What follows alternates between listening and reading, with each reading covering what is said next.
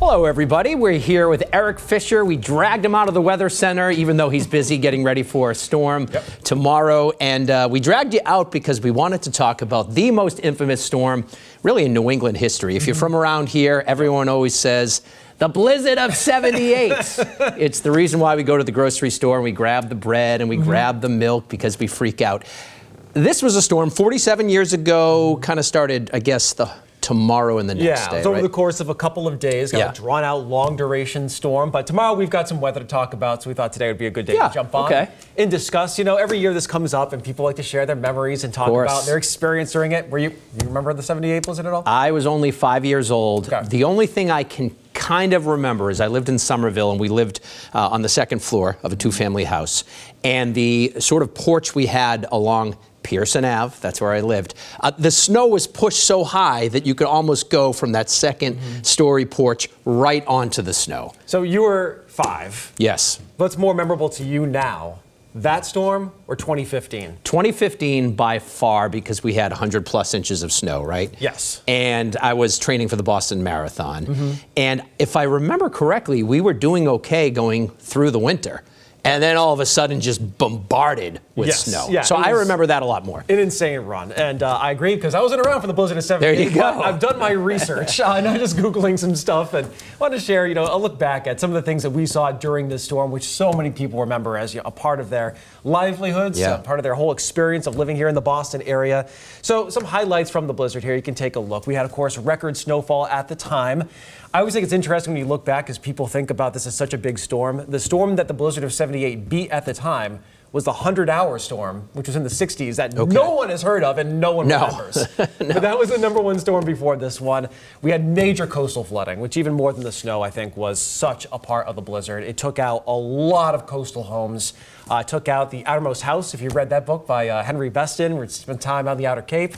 And then as soon as that book came out goes the house into the water. Which, by the way, probably makes an appearance in your book. It does. I know you were never mentioning your own book, but you have one as well. Yeah, a little plug here for anyone who might be joining in. Mighty Storms of New England, Chapter 1 is the blizzard. There you go, see? Because of its importance here. But up around the coast at Revere and also into Peggotty Beach area, all up and down the shore, we had so much destruction over multiple tide cycles and a lot of erosion with it. What caused it to be? Because you mentioned the amount of snow. How many inches did we have of snow? We ended up with this storm over 2 feet of snowfall in this particular one, but some parts of southern New England, of course, Boston is Boston. Yeah, sometimes does Boston things. Saw around 40 inches of snowfall, with the main pocket being down toward northern Rhode Island. So you sort of touched on the coastal stuff. What made it so destructive? I guess that it was sort of slow to come through the area. Yes. So a lot of our most destructive storms, the ones that kind of build up a long fetch coming in out of the ocean, and this one kind of got just south of Long Island in that sweet spot, and then it did a little loop. It hooked around, and as it stalled and looped, of course, the wind is still coming.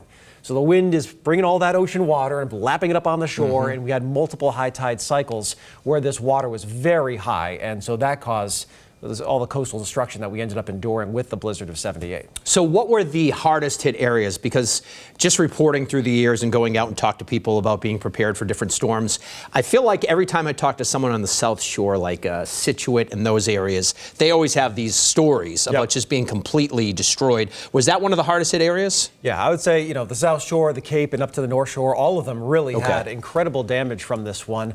Snowfall-wise, a little bigger inland, which is usually the case around here, and you can see the pocket that was the highest around Metro West, and then heading down 95 over toward northern Rhode Island.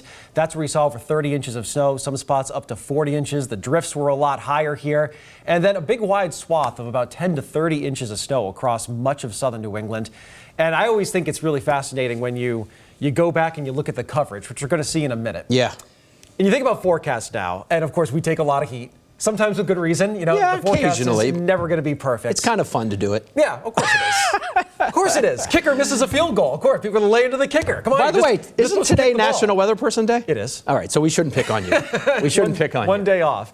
But, the goalposts have moved so much. Yeah. So now, we're trying to nail 1 to 2 inches. And if you get 4 inches of snow, it's like, what happened? We got double. I knew it was going to happen for 7 days and it arrived right on time, but I got an extra fingernail of snow. Like, what is this? You watch some of the coverage from this storm, and, at the time, only about 2 or 3 meteorologists even said there was a major blizzard coming the day before. And that includes Don Kent, who's one of the most famous, best meteorologists in Boston history, and didn't really know it was coming. And even when we got into it, it was basically just, they had the boards that you would slide in, and you had the markers, and it just says 10 to 20. Yeah. Like, everyone 10 to 20. You also had fewer people to compare, right? Like you watched Don Kent. You didn't have 10 other meteorologists. There were 3 of them. Yeah. And that's it. What was interesting, and I'm sure when we watch our story that's coming up here in a moment too, some of the most iconic images of the blizzard of '78, I think it was Route 128, just people stranded, right? The other one is the bean pot that was going on. People had to sleep at the garden. You mentioned how forecasts have changed over the years.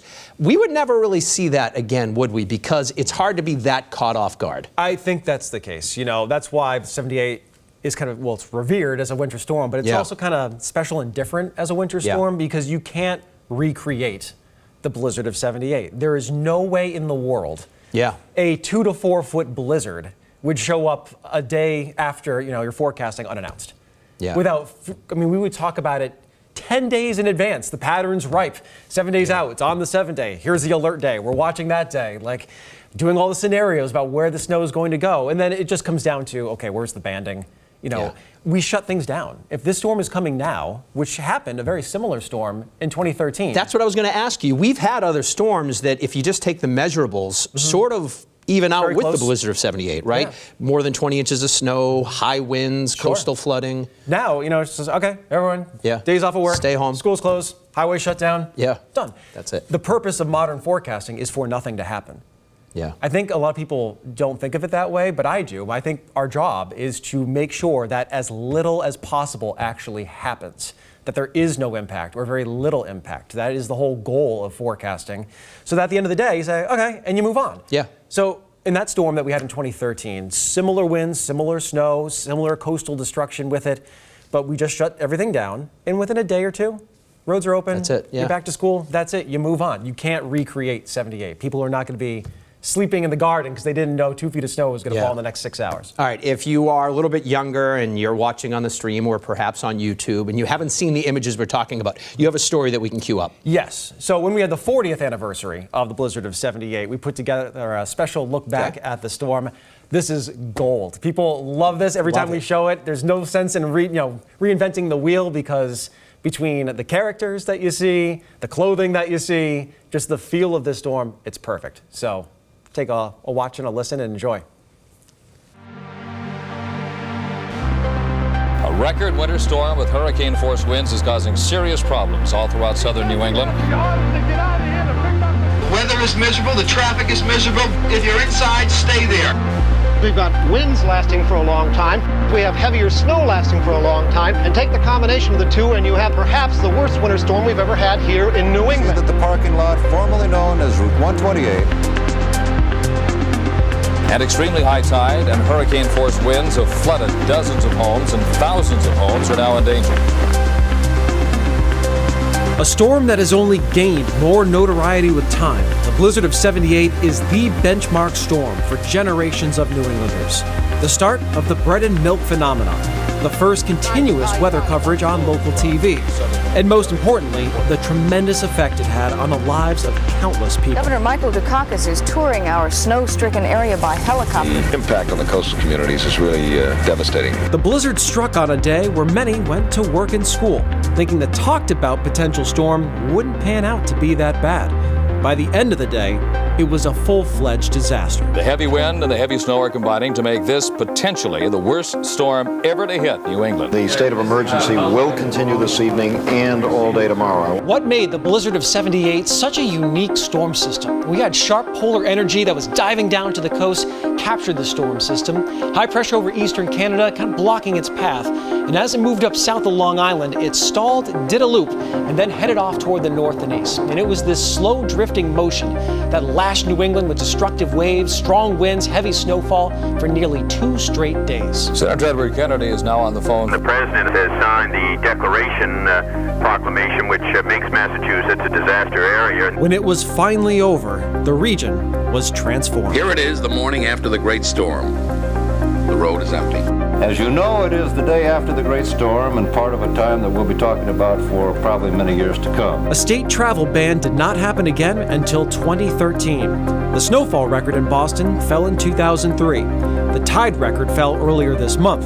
Other storms have destroyed homes, breached dunes, flooded streets, and trapped drivers. But for most, nothing will quite live up to the ordeal in early February of 1978.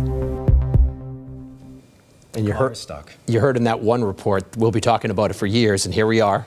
Still 47 years later. I love seeing that video, by the way, and I do think we should have a throwback day in which you have a board. I love that and you idea. draw on it, right? I love that. Maybe get you a nice big wide tie. Yep, a lot of plaid. Let's do it. Let's do it. We can make it happen. Always fun to talk about this stuff with you and learn more about these epic storms and what's to come. By the way, we have a small little system coming through tomorrow. Yes, so in the current times, we're entering a really busy pattern, which really started on Sunday, but tomorrow we have a smaller snowfall that will still impact travel, especially in the middle of the day. We've got another storm on Saturday night into Sunday morning.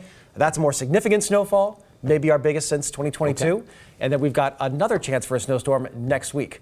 So we are entering a very busy stretch of weather right on time. This is prime time for winter storms in New England. In the Northeast, first couple weeks of February, that's usually where the business is. All right, I have one more idea, okay? It's the bread and milk-ometer, right? How much bread and milk will you need for a particular storm? Tomorrow, you probably just need a couple slices of bread. See, you know, this is the problem now with current society. You don't need anything. You don't need anything. Will be open, okay. It's fine. You can just go out afterwards. Okay. Like, I'll tell you when you need supplies, and really the only time that's ever going to happen now is a hurricane or a major ice storm. But probably not for a snowstorm ever again. All right, great information from Eric Fisher, our chief meteorologist. We thank you for watching. We hope you had some fun going in the Throwback Machine. We'll see you soon.